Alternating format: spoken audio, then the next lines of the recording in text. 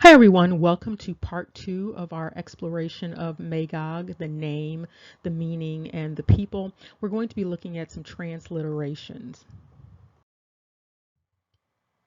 There are a number of interesting notations with respect to the examination of this name, Magog.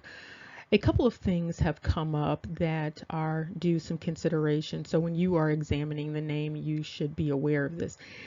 In some instances, the G and the C sound have historically been interchangeable, also with the G and the J.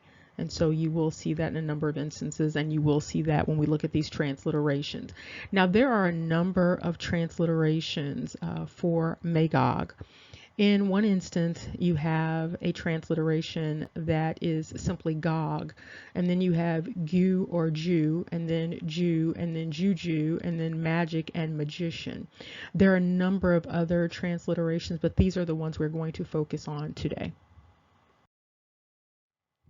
We're going to first look at Magog as simply Gog and the language group that this comes from. And here you see this important notation with respect to Magog. In the Arabic, it also translates simply to Gog. And as you recall, this name Gog is also indicated in biblical scripture. Now, these transliterations are quite unique, and so some things come up that you wouldn't necessarily expect. And so you also see Magog as Gu or Jew, and you can see it as G-U-E, as in Portuguese. And interestingly, when you look at Magog in the Portuguese, you see that M-A-G-O-G-U-E.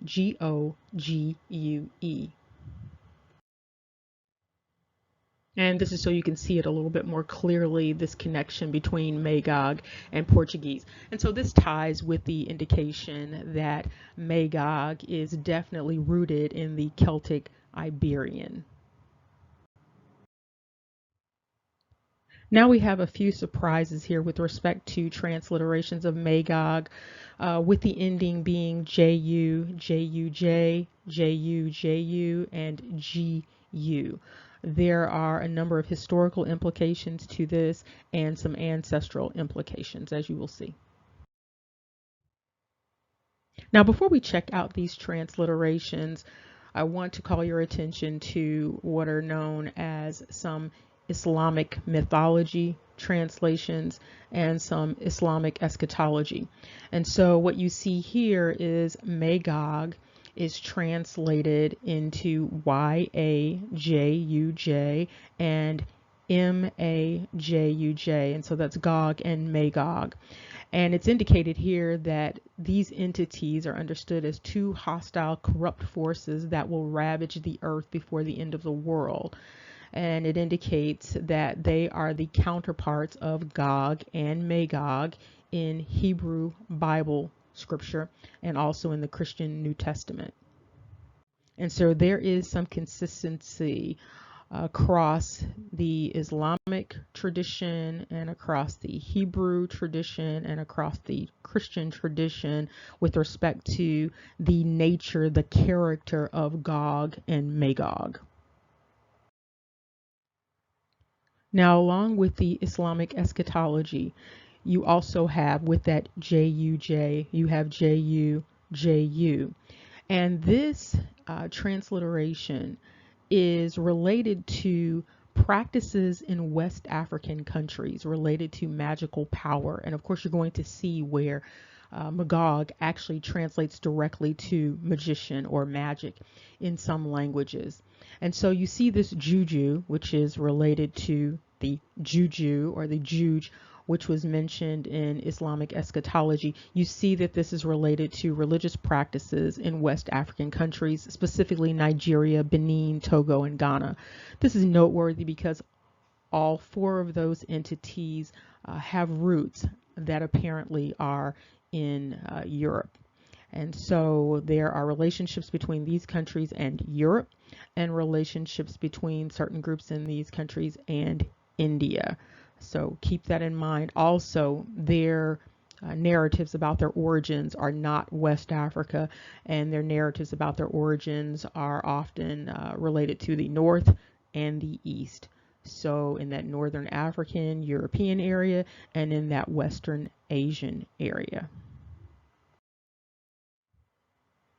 And as you recall, we looked at the origins of that name Hausa before, and we saw some roots in Europe for that name. Now you see here that it says the word juju is believed to be derived from the French, okay, meaning plaything. Some sources, however, claim that it's from the Hausa language, meaning fetish or evil spirit. Regardless, this juju, J-U, G-U, is rooted in this word Magog, or in this people group known as Magog or Gog. Okay, if you look up at the top, you can see that transliteration that ties into Islamic eschatology with the Azerbaijani, and you see the M-A-J-U-J for Magog. And then down below, you see the M-A-J-U-J again. And so you can see this is coming up in a number of languages. And so when you have these transliterations, that suggest some sort of contact with the people group in order for there to even be a transliteration or even a thought about the people. Now, this particular entry at the top and the bottom, both of these are noteworthy. If you look up at the top, you see that in the Welsh, that Magog translates to Maydog.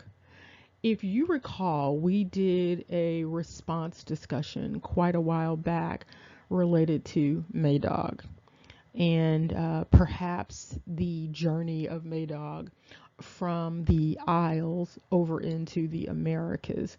And so this is particularly noteworthy because you were talking about the Welsh and you were talking about those islands, and this word Magog or Gog for them translates to the same group of people that were reported to have traveled here to the Americas prior to Columbus traveling here to the Americas. Okay, and also very important, you see down below for the Yoruba, you see that G-U for Magog. So it's basically Magagu or Magoju. Now someone would have to correct me on that to make sure that I am pronouncing that correctly according to the Yoruba. However, you can see that this GU is a part of this word Magog.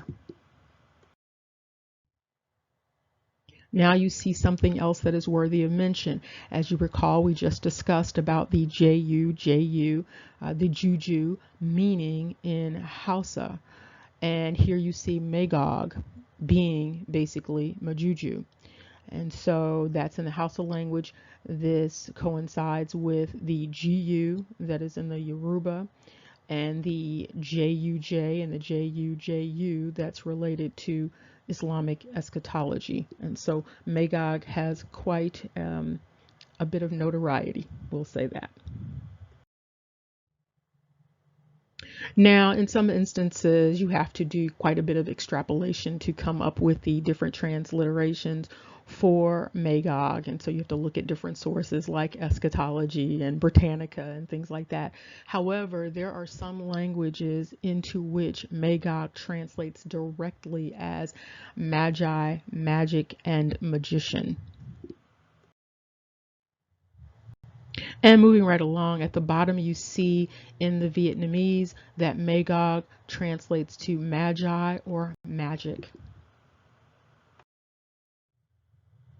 Continuing on, and this is very important because it's in Spanish, Hispania, which ties to Iberia. And you see right here that Magog translates right into magician in the Spanish.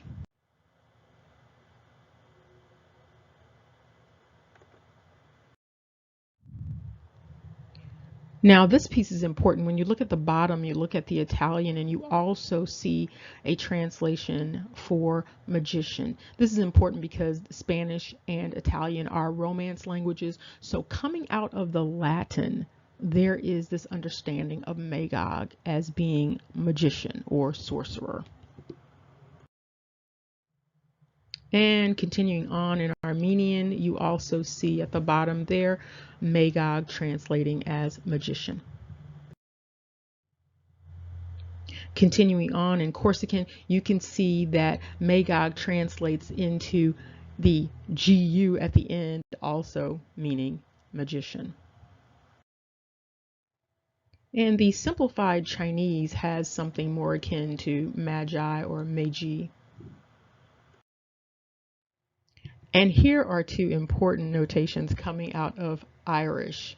And you see magic as one transliteration of Magog. And then this important note here with Magog also simply translating to G. Yes, the letter G. Now in Hawaiian, you have a number of interesting notations there. For one, you have O Magog. And usually when you see O in front of something that's Irish in particular, it's meaning of or descendants of or coming from. And so you see here that same notation, and then under it you even see it says of Magog. And you can also see here in the Hebrew up at the upper right hand corner there that Magog also is understood as M-A-G-O, so without the G at the end. In addition to Magog or Magog being understood as magician and Gu or Jew or Juju, you also have Magog being transliterated as what looks like two R's in place of the two G's. And so remember, there are a number of dynamics where certain letters are interchangeable in certain languages, and we're going to look at what these languages are. So at the bottom you see the first transliteration in Kazakh with the M-A and the letter that looks like an R, O, and the letter that looks like an R. And you can see a similar dynamic in Belarusian. A similar translation is also noted in Russian up at the top on the right hand side. And when you look below that in the Tamil, you also see that magic transliteration there. And with respect to that transliteration type, you also see in Bulgarian this same dynamic. And as we wrap up this particular chapter on our examination of Magog, Magog, Gog, we see another indication here. And this is from a book, an author of a book. And the book is Black Mamba for Breakfast, 1 River, 3 Kayaks, 6 Months. And the author's name is Magog or Mgoj. And you see the M with the apostrophe without the A. And over to the left, you see the heraldry for the House of Slytherin out of Harry Potter. And so that indicator looks very appropriate with respect to Magog, Magog, Gog. Remember, knowledge is power. Take care. See you soon.